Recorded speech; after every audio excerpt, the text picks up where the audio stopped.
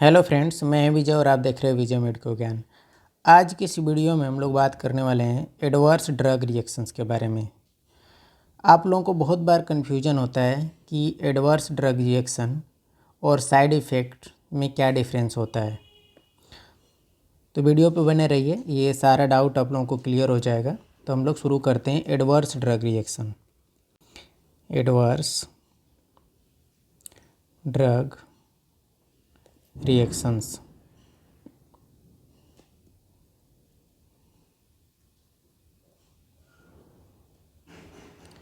सबसे पहले हम लोग देखते हैं कि ये एडवर्स ड्रग रिएक्शंस क्या होता है। जब हम लोग कोई भी ड्रग जब पेशेंट को देते हैं कोई भी ड्रग, तो या तो डिजीज़ का पता लगाने के लिए देते हैं, मतलब कि डायग्नोसिस करने के लिए देते हैं, ठीक है, डायग्नोसिस करने के लिए देते हैं। या फिर कि अगर मान लीजिए कि अगर किसी पेशेंट को या हम लोग कोई वैक्सीन दे रहे हैं, तो मतलब जैसे मान लीजिए कि टिटेनस टॉक्साइड दे रहे हैं, ठीक है, टीटी अगर लगा रहे हैं, तो ये क्या है, प्रिवेंशन, ठीक है। तो प्रिवेंशन के लिए देते हैं। या फिर डिजीज़ होने के बाद हम लोग ट्रीटमेंट के रूप में देते हैं, ठीक है, ट्रीटमेंट के लिए देते हैं। जब कोई भी ड्रग हम लोग किसी भी पेशेंट को डायग्नोसिस, ट्रीटमेंट, प्रिवेंशन, ट्रीटमेंट के लिए देते हैं, और अगर उसमें कोई भी हार्मफुल, ठीक है, कोई भी हार्मफुल नॉक्सियस, ठीक है, कोई भी नॉक्सियस इफेक्ट, ठीक है, देखने को मिलता है, ठीक है, कोई भी नॉक्सियस इफेक्ट देखने को मिलता है जो हम नहीं चाहते हैं, उसको हम लोग क्या बोलते हैं, एडवर्स ड्रग रिएक्शंस बोलते हैं। क्या बोलते हैं, एडवर्स ड्रग रिएक्शंस। जब किसी भी पेशेंट को हम लोग कोई भी ड्रग डायग्नोसिस, प्रिवेंशन और ट्रीटमेंट के लिए देते हैं, तो उसमें जो भी नॉक्सियस इफेक्ट, जो भी हमारा अनवांटेड इफेक्ट होता है, उसको हम लोग क्या बोलते हैं, एडवर्स ड्रग रिएक्शंस बोलते हैं, ठीक है। क्या बोलते हैं, एडवर्स ड्रग रिएक्शंस। अब ये जो एडवर्स ड्रग रिएक्शंस है उसको कई कैटेगरी में बांटा गया है, ठीक है। एडवर्स ड्रग रिएक्शंस को कितने कैटेगरी में बांटा गया है।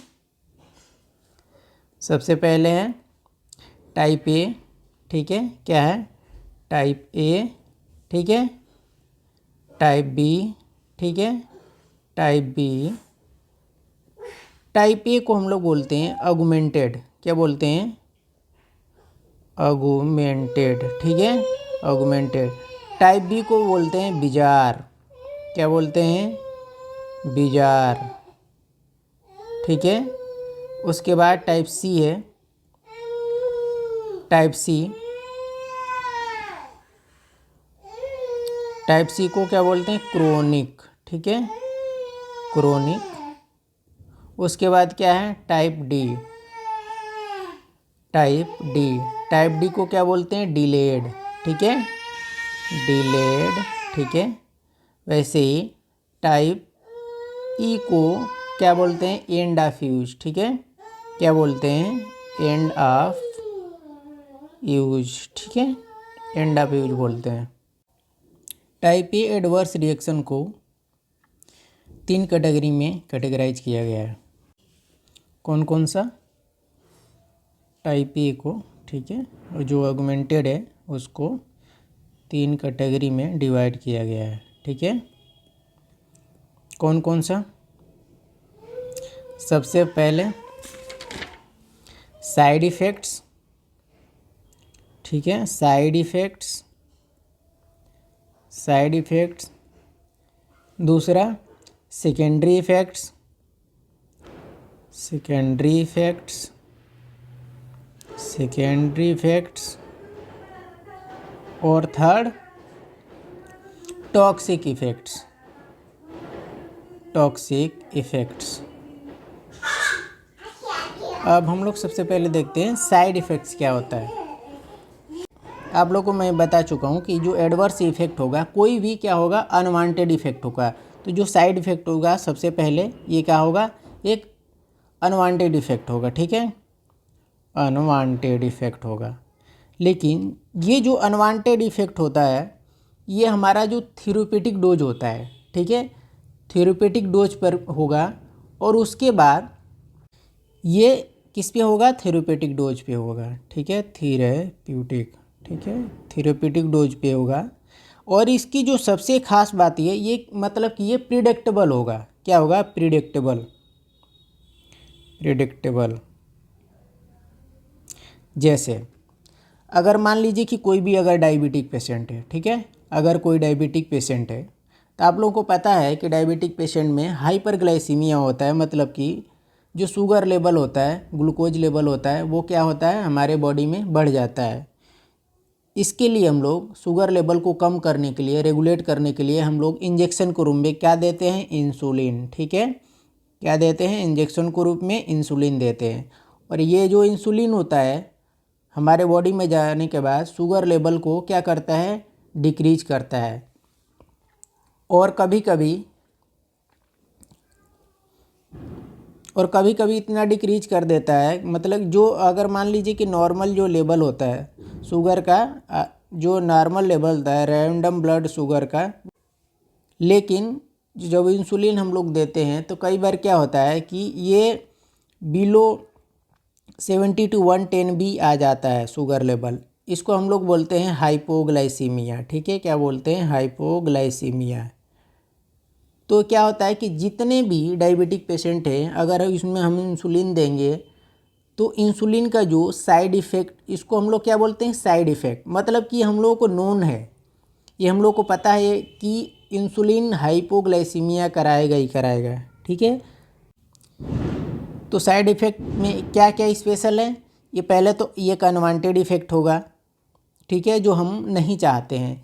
हम लोगों का अगर किसी भी डायबिटिक पेशेंट में अगर हम लोग इंसुलिन देते हैं तो हम लोग ये नहीं चाहते हैं कि शुगर लेवल बिल्कुल ही नॉर्मल से भी नीचे आ जाए, ये हम लोग नहीं चाहते हैं। लेकिन नीचे आ जाता है क्योंकि ये इंसुलिन की प्रॉपर्टी है, ठीक है, कि वो हाइपोग्लाइसीमिया क्रिएट करता है, तो हम लोग से पहले से प्रिडिक्टेबल होता है, ठीक है। और ये थेरेपेटिक डोज पे होता है और ये प्रिडिक्टेबल होता है। इसकी सबसे खास बात क्या है, ये प्रिडिक्टेबल होता है, नोन होता है, हम लोग को पता होता है, ठीक है। तो ये हो गया साइड इफ़ेक्ट्स के बारे में। तो आप लोगों को पता हो गया कि एडवर्स इफ़ेक्ट और साइड इफ़ेक्ट में क्या डिफरेंस है। एडवर्स इफ़ेक्ट कोई भी एडवर्स इफ़ेक्ट क्या होता है, कोई भी नॉक्सियस इफ़ेक्ट या अनवांटेड इफ़ेक्ट अगर हो रहा है बॉडी में ड्रग देने के बाद, तो उसको हम लोग क्या बोलेंगे, एडवर्स ड्रग इफ़ेक्ट। लेकिन अगर कोई भी एडवर्स ड्रग इफ़ेक्ट अगर वो अनवांटेड है, अगर थेरेपेटिक डोज पे हो रहा है, और तीसरा और वो प्रेडिक्टेबल है, तो उसको हम लोग क्या बोलते हैं, साइड इफ़ेक्ट्स बोलते हैं। अब हम लोग देखते हैं क्या, सेकेंडरी इफ़ेक्ट। सेकेंडरी इफ़ेक्ट होता है, ये क्या होता है, इनडायरेक्ट, ठीक है, क्या होता है, इनडायरेक्ट, ठीक है, इनडायरेक्ट कॉन्सिक्वेंस होता है, रिजल्ट होता है, ठीक है, दवा का इनडायरेक्ट रिजल्ट होता है। जैसे अगर मान लीजिए कि कोई भी ड्रग दे रहे हैं, ठीक है, कोई भी अगर हम लोग ब्रॉड स्पेक्ट्रम एंटीबायोटिक दे रहे हैं, क्या दे रहे हैं, ब्रॉड स्पेक्ट्रम, ठीक है, ब्रॉड स्पेक्ट्रम, अगर हम लोग कोई भी ब्रॉड स्पेक्ट्रम एंटीबायोटिक दे रहे हैं, ठीक है,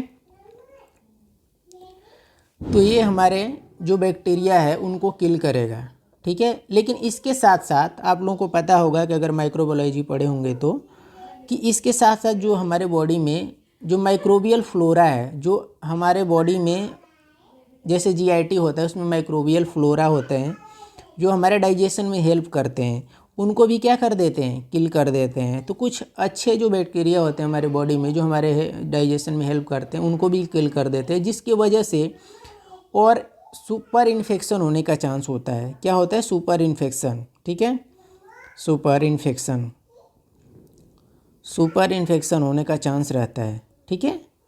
तो सेकेंडरी इफेक्ट जो होता है ये इनडायरेक्ट रिजल्ट होता है, ठीक है, ये भी एक अनवांटेड इफेक्ट है, ये भी एक क्या होता है, हार्मफुल इफेक्ट है। अब हम लोग देखते हैं क्या है, टॉक्सिक इफेक्ट। टॉक्सिक इफेक्ट क्या आता है कि मान लीजिए कि अगर पैरासीटामॉल जनरली हम लोग कितना देते हैं, 15 mg, ठीक है, 15 mg पर kg, ठीक है, पर kg पर डोज, ठीक है। लेकिन अगर मान लिए अगर मान लीजिए कि अगर एडल्ट डोज, ठीक है, अगर एडल्ट में हम लोग दे रहे हैं 650 mg, ठीक है, 650 mg, अगर 650 mg दे रहे हैं और अगर मान लीजिए कि हम लोगों ने दे दिया 2 ग्राम, ठीक है, ठीक है, 2 ग्राम दे दिया और इसके वजह से अगर कोई भी हार्मफुल इफेक्ट, नॉक्सिक इफेक्ट अगर बॉडी में दिखेगा तो इसको हम लोग क्या बोलते हैं, टॉक्सिक इफेक्ट। मतलब कि जो ये टॉक्सिक इफेक्ट होता है वो किस पे आता है, हायर डोजेज पे आता है। किस पे देखने को हम लोग को मिलेगा, हायर डोजेज पे। मतलब कि कोई भी अगर हायर डोजेज पे अगर कोई भी अनवांटेड इफेक्ट अगर बॉडी में देखने को मिल रहा है तो इसको हम लोग क्या बोलेंगे, टॉक्सिक इफेक्ट्स। क्लियर।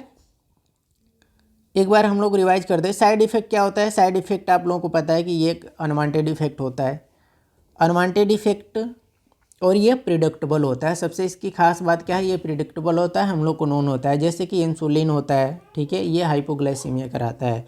और जो सेकेंडरी इफेक्ट होता है, सेकेंडरी इफेक्ट क्या होता है, ये दवा का, ये ड्रग का क्या होता है, इनडायरेक्ट कॉन्सिक्वेंस होता है। जैसे मान लीजिए आप लोगों को बताया कि अगर कोई ब्रॉड स्पेक्ट्रम एंटीबायोटिक दे रहे हैं तो वो क्या करता है, हमारे अच्छे माइक्रोबियल फ्लोरा को भी क्या कर देता है, डिस्ट्रॉय कर देता है, जिसके वजह से और सेकेंडरी इन्फेक्शन, जो दूसरे माइक्रोबियल इन्फेक्शंस होते हैं वो होने के चांसेस बढ़ जाते हैं, जिनको हम लोग क्या बोलते हैं, सुपर इन्फेक्शन बोलते हैं। और जो टॉक्सिक इफेक्ट होता है यह हमारे हायर डोजेज पे देखने को मिलता है। जैसे अगर मान लीजिए कि अगर टॉक्सिक इफेक्ट की बात करें तो जैसे अगर मान लीजिए कि मॉर्फिन है, ठीक है, मॉर्फिन क्या है, एक ओपियोइड एनाल्जेसिक है, ठीक है, क्या है, ओपियोइड एनाल्जेसिक। अगर हम लोग जब सेंट्रल नर्वस सिस्टम पढ़ेंगे तब हम लोग उसमें डिस्कस किया जाएगा कि मॉर्फिन क्या है, कैसे उसका मैकेनिज्म ऑफ एक्शन है। ये क्या करता है, ये हायर डोज, अगर आप इसको अगर हायर डोजेज में दे दिए, ठीक है, एनाल्जेसिक का तो काम करता है, लेकिन अगर इसको अगर हम लोग हायर डोजेज पे दे देंगे, ठीक है, किस पे, अगर हायर डोजेज पे दे देंगे तो ये क्या कराएगा, रिस्पिरेटरी डिप्रेशन कराएगा, ये डिप्रेशन। तो ये था टाइप ये ऑगमेंटेड। अब हम लोग आगे बढ़ते हैं। अब हम लोग देखते हैं टाइप बी। क्या देखते हैं, टाइप बी। टाइप बी को क्या बोलते हैं, बीजार। क्या बोलते हैं, बीजार, बीजार। टाइप बी को 2 कैटेगरी में डिवाइड किया गया है। कौन कौन सा, एलर्जिक रिएक्शंस, ठीक है, एलर्जिक रिएक्शंस, ठीक है, एलर्जिक रिएक्शंस, और दूसरा इडियोसिंक्रेटिक रिएक्शंस, ठीक है, इडियोसिंक्रेटिक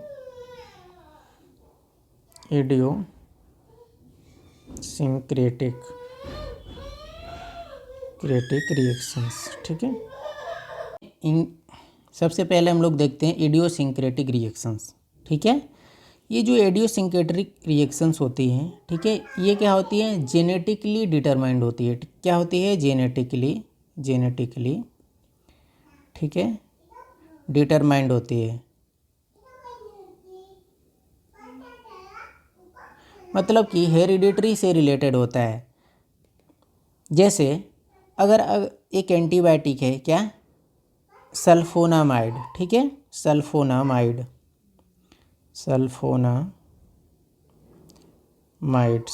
ठीक है, सल्फोनामाइड्स जब हम लोग G6PD डिफिशियंसी में देते हैं, G6PD डिफिशियंसी में देते हैं तो इसमें क्या कराता है, हीमोलिसिस कराता है। क्या कराता है, हीमोलिसिस, हीमोलिसिस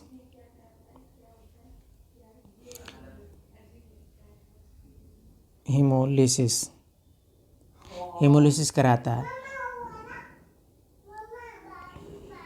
वैसे ही आप लोग पढ़े होंगे जब बेंजोडाइजेपिन्स पढ़ेंगे, जब सेडेटिव पढ़ेंगे तो उसमें हम लोग एक क्लास पढ़ेंगे जिनको बोलते हैं बारबिचूरेट्स। क्या बोलते हैं, बारबिचूरेट्स, ठीक है। बारबिचूरेट्स जब हम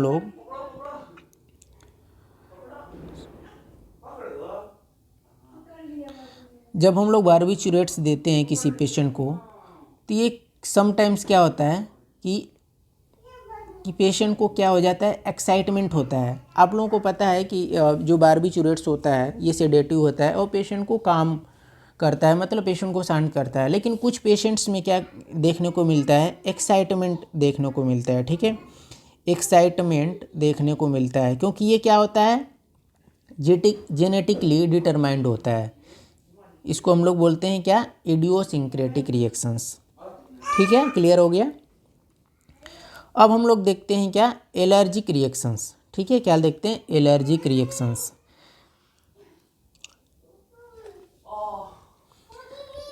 ये इडियोसिंक्रेटिक रिएक्शंस क्या होता है, जेनेटिकली मीडिएटेड रिएक्शंस होता है। लेकिन जो एलर्जिक रिएक्शंस होता है ये क्या होता है, इम्यूनोलॉजिकली मीडिएटेड होता है। क्या होता है,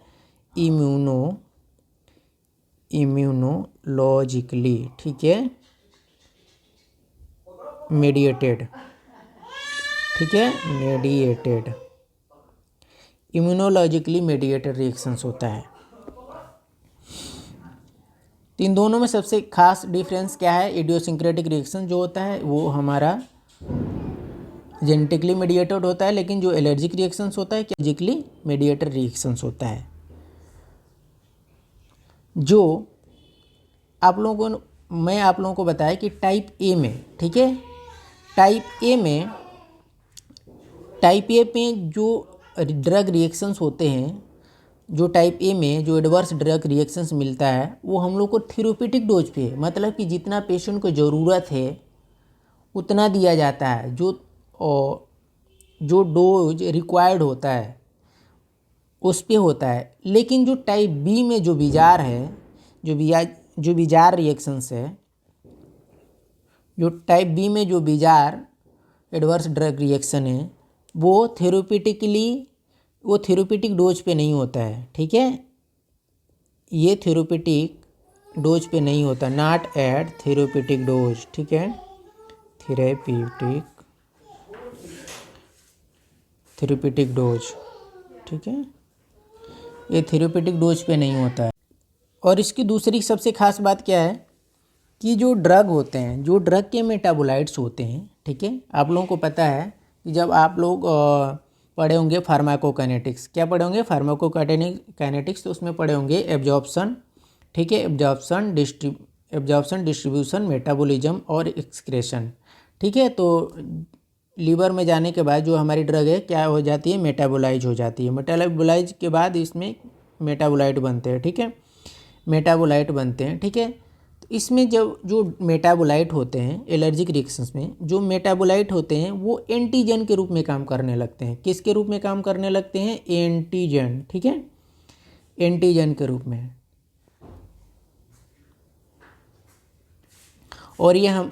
और जब आप लोगों को पता है कि जब ये एंटीजन के रूप में काम करने लगते हैं तो जो हमारी बॉडी है वो क्या इसके अगेंस्ट में डेवलप करेगी, एंटीबॉडी। ठीक है, क्या डेवलप करेगी, एंटीबॉडी डेवलप करेगी। जब हमारी बॉडी एंटीबॉडी डेवलप करेगी तो एंटीजन से फाइट करने के लिए हमारा इम्यूनोलॉजिकल सिस्टम क्या होगा, एक्टिवेट होगा। ठीक है, जिसके वजह से हमें एलर्जिक रिएक्शंस देखने को मिलते हैं। ठीक है, एलर्जिक रिएक्शंस देखने को मिलते हैं,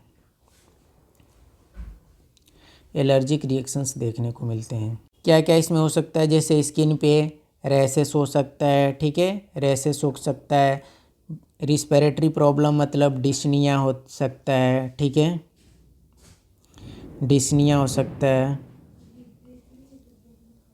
और फिर एब्डोमिनल क्रैम्प्स हो सकता है, ब्लड वेसल्स डायलेट हो सकती है। ठीक है, रिस्पिरेटरी डिप्रेशन हो सकता है, रिस्पिरेटरी डिप्रेशन हो सकता है। तो अब क्या क्या देख चुके हैं, टाइप ए। ठीक है, टाइप ए को क्या बोलते हैं, ऑगमेंटेड। ठीक है, ऑगमेंटेड। ठीक है, ऑगमेंटेड में क्या क्या था, पहला साइड इफ़ेक्ट। ठीक है, साइड इफ़ेक्ट। दूसरा क्या था, सेकेंडरी इफ़ेक्ट। ठीक है, सेकेंडरी इफ़ेक्ट। तीसरा क्या था, टॉक्सिक इफ़ेक्ट। ठीक है, आप लोगों को बता चुके साइड इफ़ेक्ट थेरेप्यूटिक डोज पे, साइड इफ़ेक्ट भी किस पे होगा, थेरेप्यूटिक डोज पे होगा। ये भी एक अनवांटेड इफ़ेक्ट होता है, लेकिन इसकी जो खास बात होती है ये प्रिडिक्टेबल होता है, जैसे इंसुलिन। ठीक है, क्या कराता है, हाइपोग्लाइसीमिया कराता है। वैसे जो सेकेंडरी इफेक्ट होता है, क्या होता है सेकेंडरी इफेक्ट, ये भी एक अनवांटेड इफेक्ट होता है, हार्मफुल इफेक्ट होता है। इसका जो ड्रग के इनडायरेक्ट कॉन्सिक्वेंस होता है, जैसे मान लीजिए कि अगर कोई ब्रॉड स्पेक्ट्रम एंटीबायोटिक दे रहे हैं तो क्या कराएगा, जिसके वजह से क्या होगा, सुपर इन्फेक्शन होगा, अदर इन्फेक्शंस हो जाएंगे। और उसके बाद हम लोग को देखा था कि टॉक्सिक इफेक्ट क्या होता है। जो टॉक्सिक इफेक्ट होता है वो हायर डोजेस पे होता है। जैसे मान लीजिए कि अगर जो मॉर्फिन है, अगर हायर डोजेस पे क्या कराता है, रिस्पिरेटरी डिप्रेशंस कराता है, ठीक है।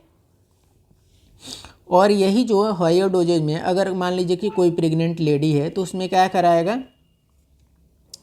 उसमें फीटल एबनॉर्मेलिटी क्रिएट करेगा, जिसको हम लोग क्या बोलेंगे, टीरेटोजेनिसिटी। क्या बोलते हैं इसको, अगर फीटल में कराएगा तो इस चीज़ को क्या बोलेंगे, उस टॉक्सिक इफेक्ट को क्या बोलते हैं, टीरेटोजेनिक इफेक्ट, ठीक है, टीरेटोजेनिक, ठीक है,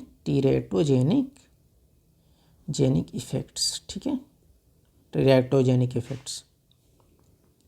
इतना क्लियर है। उसके बाद क्या हम लोगों ने देखा था, उसके बाद देखा था हम लोग सेकेंड टाइप बी में, ठीक है, टाइप बी में हम लोगों ने देखा था, जिसको हम लोग क्या बोल रहे थे, बिजार, ठीक है, क्या बोलते हैं, बिजार।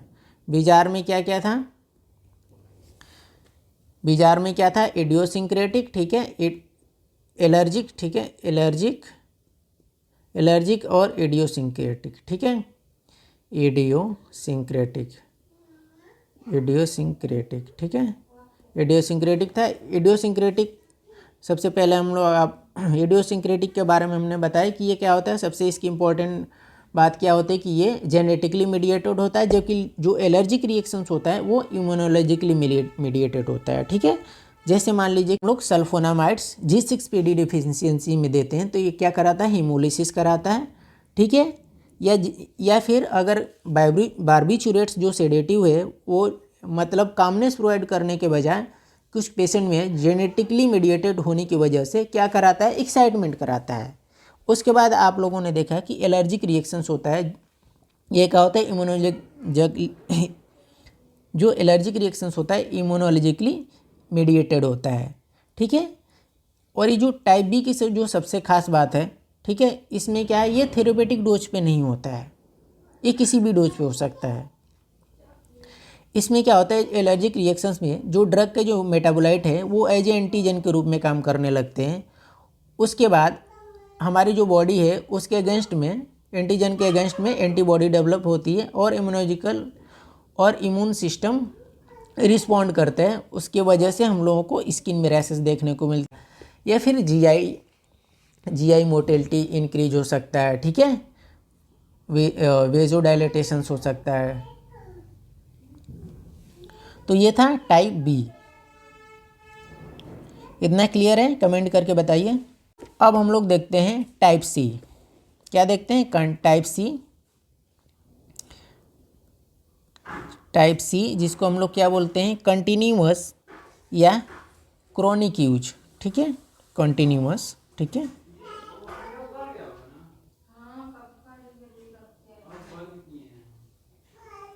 कंटिन्यूअस और क्रोनिक यूज। मतलब कि कोई भी ड्रग अगर हम लोग दे रहे हैं, अगर कंटिन्यूसली दे रहे हैं या फिर बहुत लंबे टाइम तक दे रहे हैं, तो जो अनवांटेड इफेक्ट देखने को मिलेगा उसको हम लोग किस कैटेगरी में रखेंगे, टाइप सी रिएक्शंस में। जैसे अगर मान लीजिए, जैसे अगर एक ड्रग है क्लोरोक्विन, क्या है, क्लोरोक्विन क्या है, ये एंटी मलेरियल है। जब हम लोग एंटी मलेरियल स्टार्ट करेंगे तब उसमें हम लोग देखेंगे क्लोरोक्विन के बारे में डिटेल में। क्लोरोक्विन अगर हम लोग प्रोलॉन्ग यूज करते हैं या फिर बहुत समय तक यूज करते हैं तो ये क्या करा सकता है, रेटिनोपैथी, ठीक है, क्या क्रिएट करेगा, रेटिनोपैथी, ठीक है, रेटिनोपैथी, ठीक है। ये किसकी पैथोलॉजी है, आई की, ठीक है। Non steroidal anti inflammatory drug अगर हम लोग बहुत टाइम तक देते हैं, जैसे मान लीजिए कि डाइक्लोफिनेक, ठीक है, डाइक्लोफिनेक सोडियम, ठीक है, डाइक्लोफिनेक अगर हम लोग देते हैं तो इसके वजह से क्या हो सकता है, हमारी किडनी इंजरी हो सकती है, जिसको हम लोग क्या बोलेंगे, एनाल्जेसिक, ठीक है, एनाल्जेसिक नेफ्रोपैथी, ठीक है, किसकी पैथोलॉजी, किडनी की, एनाल्जेसिक नेफ्रोपैथी, ठीक है, नेफ्रोपैथी, ठीक है, क्लियर है।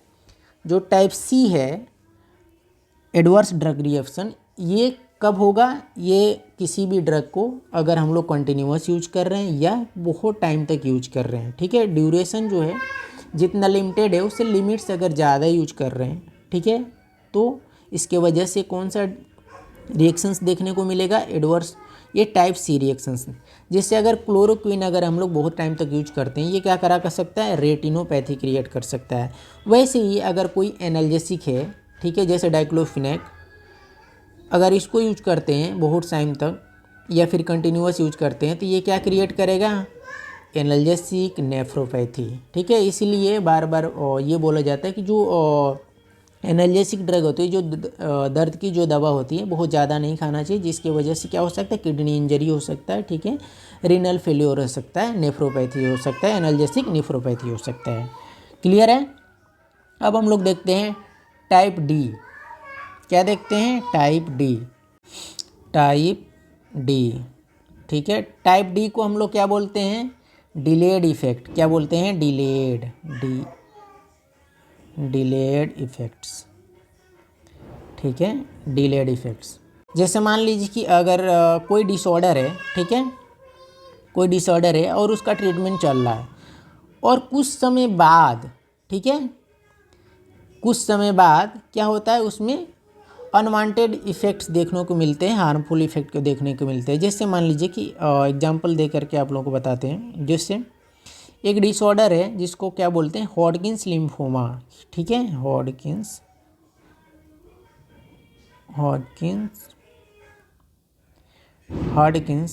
लिम्फोमा, ठीक है,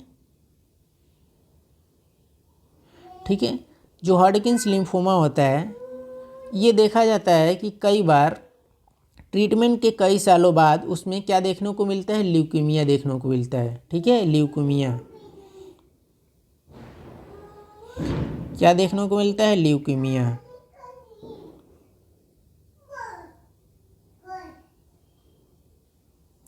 ल्यूकीमिया। या वैसे ही अगर कोई प्रेग्नेंट लेडी है, ठीक है, और वो ट्रीटमेंट के बाद बहुत समय बाद क्या देखने को मिलता है, उनमें फीटल एबनॉर्मेलिटी देखने को मिलती है, जिसको हम लोग क्या बोलते हैं, टीरेटोजेनिक इफेक्ट, ठीक है, टीरेटोजेनिक, ठीक है, टीरेटोजेनिक इफेक्ट्स, ठीक है, टीरेटोजेनिक इफेक्ट देखने को मिलता है। उसके बाद हम लोग देखते हैं type E. Type E, type ई को क्या बोलते हैं, एंड ऑफ यूज, ठीक है, एंड ऑफ यूज, ठीक है, एंड ऑफ यूज। अब हम लोग देखते हैं type E, end of use, मतलब जैसा कि नाम से पता है, मतलब कि दवा का यूज करने के बाद जैसे ही हम लोग बंद करेंगे तो साइड इफ़ेक्ट जैसे ही ड्रग को हम लोग स्टॉप करेंगे वैसे ही अनवांटेड इफ़ेक्ट देखने को मिलेगा। जैसे अगर कोई ड्रग है, जैसे ग्लूकोकॉर्टिकॉइड्स, ठीक है, अगर आप पेशेंट को ग्लूकोकॉर्टिकॉइड्स दे रहे हैं, ग्लूकोकॉर्टिकॉइड्स अगर चला रहे हैं, अगर इसको सडन स्टॉप करते हैं, क्या करते हैं, सडन, ठीक है, इसको अगर सडन अगर स्टॉप करते हैं तो क्या देखने को मिलेगा, एड्रीनल इनसफिशिएंसी, क्या देखने को मिलेगा, एड्रीनल, ठीक है, एड्रीनल इनसफिशिएंसी, ठीक है, इनसफिशिएंसी, एड्रीनल ग्लैंड अच्छे से काम नहीं करेगी। हाइपरटेंसिव पेशेंट है, ठीक है, अगर कोई हाइपरटेंसिव पेशेंट है और उसको क्या चल रहा है, एंटी हाइपरटेंसिव एजेंट, ठीक है, एंटी हाइपरटेंसिव एजेंट एटिनोलॉल, ठीक है, एटिनोलॉल, ठीक है, एटिनोलॉल, ये क्या है, बीटा ब्लॉकर है, एंटी हाइपरटेंसिव जब हम लोग पढ़ेंगे तो उसमें डिस्कस किया जाता है। अगर इसको सडन इसका विड्रॉल करते हैं, सडन स्टॉप करते हैं, तो क्या देखने को मिलता है पेशेंट में? एंजाइना। ठीक है, एंजाइना, एंजाइना। ठीक है, तो ये था एडवर्स ड्रग रिएक्शंस के बारे में। और अगर डिटेल में अगर इसमें और जानना चाहते हैं कुछ एडवर्स ड्रग रिएक्शंस के बारे में तो प्लीज़ कमेंट करके हमें ज़रूर बताइए। एक छोटा सा रिकैप ले लेते हैं और देखते हैं हम लोगों ने क्या क्या देखा। एडवर्स ड्रग रिएक्शंस, ठीक है, कोई भी अनवांटेड इफेक्ट अगर हमारे बॉडी पे हो रहा है तो उसको हम लोग क्या बोलेंगे? एडवर्स ड्रग इफेक्ट बोलेंगे या एडवर्स ड्रग रिएक्शंस। कितने टाइप में कैटेगराइज किया गया है? Type A, type B, type C, type D और टाइप ई। टाइप ई क्या होता है? टाइप ई में टाइप ए में आप लोगों ने देखा कि इसमें क्या क्या है? साइड इफेक्ट, सेकेंडरी इफेक्ट और टॉक्सिक इफेक्ट। ठीक है,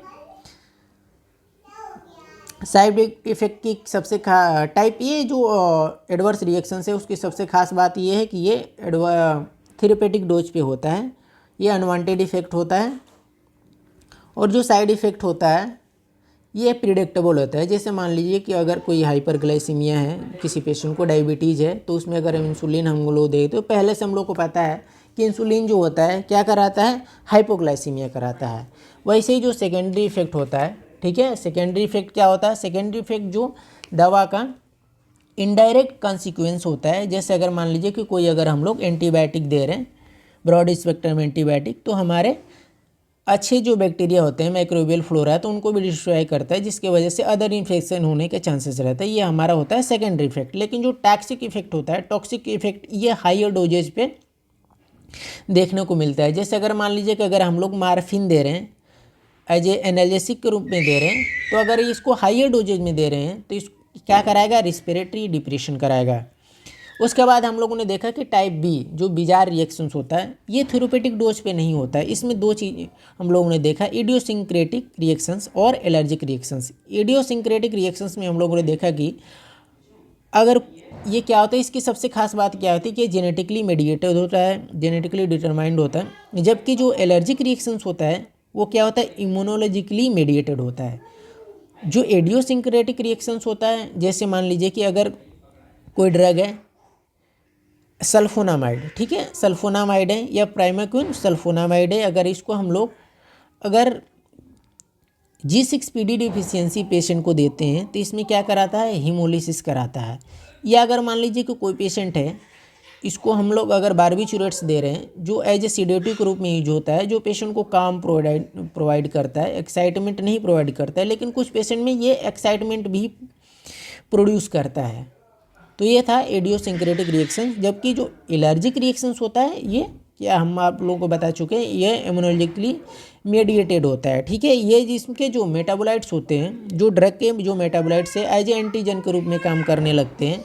और जो जब एंटीजन के रूप में काम करते हैं तो हमारी जो बॉडी है इसके अगेंस्ट में एंटीबॉडी डेवलप होती है और हमारा इम्यूनोलॉजिकल सिस्टम क्या होता है? एक्टिवेट होता है, जिसके वजह से बहुत सारे प्रॉब्लम्स देखने को मिलता है। जैसे स्किन में रैशेस देखने को मिलेगा, respiratory tract infection respiratory tract में जैसे डिस्निया हो सकता है, गैस्ट्रो इंटेस्टाइनल प्रॉब्लम हो सकता है या वैसोडाइलेटेशन हो सकता है। ठीक है, उसके बाद हम लोगों ने देखा कि टाइप सी में कंटिन्यूअस या क्रोनिक रिएक्शंस। ठीक है, ये दवा का बहुत टाइम तक ज़्यादा कंटिन्यूअस यूज करने के बाद ये देखने को मिलता है। जैसे मान लीजिए कि अगर क्लोरोक्विन हम लोग बहुत टाइम तक, जो एंटी मलेरियल एजेंट है, इसको अगर देते हैं तो क्या पेशेंट को देखने को मिलेगा? रेटिनोपैथी। ठीक है, या वैसे ही अगर कोई एनाल्जेसिक हम लोग देख रहे हैं जैसे डाइक्लोफिनेक सोडियम, तो ये क्या कराएगा? Analgesic nephropathy. उसके बाद हम लोगों ने देखा कि टाइप डी, जिसको हम लोग बोले डिलेड इफेक्ट। जैसे अगर मान लीजिए कि कोई ड्रग है हम लोग दे रहे हैं, अगर डिलेड इफेक्ट कि बहुत समय बाद अगर कोई अनवांटेड इफेक्ट देखने को मिलता है। जैसे मान लीजिए कि अगर हॉडकिंस लिम्फोमा में, ठीक है, ट्रीटमेंट चलने के बाद हम लोग को क्या देखने को मिलता है? ल्यूकेमिया। वैसे ही टाइप ई को हम लोगों ने क्या बोला कि एंड ऑफ यूज, मतलब कि जब ड्रग को यूज जैसे ही स्टॉप करेंगे इसका अनवांटेड इफेक्ट हम लोग को देखने को मिलेगा। अगर सडन स्टॉप करेंगे तो देखने को मिलेगा। जैसे अगर ग्लूकोकॉर्टिकॉइड से अगर किसी पेशेंट को चल रहा है और उसमें अगर इसको हम लोग सडनली स्टॉप कर दे रहे हैं तो उसमें क्या देखने को मिलेगा हम लोग को, एड्रिनल इनसफिशियंसी। वैसे ही अगर एटिनोलॉल किसी पेशेंट को चल रहा है जो एंटी हाइपरटेंसिव एजेंट है, बीटा ब्लॉकर है, अगर इसको भी हम लोग अगर सडन स्टॉप कर दे रहे हैं तो इसको क्या देखने को मिलेगा, एंजाइना इसमें हम लोग को देखने को मिलेगा। इसलिए ऐसे ड्रग्स को क्या करेंगे, धीरे धीरे डोजेज में स्टॉप करना चाहिए। ठीक है, आई होप ये वीडियो आप लोगों को अच्छी लगी होगी। और एडवर्स ड्रग रिएक्शन से कोई भी रिलेटेड अगर आप लोगों को क्वारी है तो प्लीज़ कमेंट बॉक्स में हमें ज़रूर बताइए। तब तक के लिए बहुत बहुत धन्यवाद।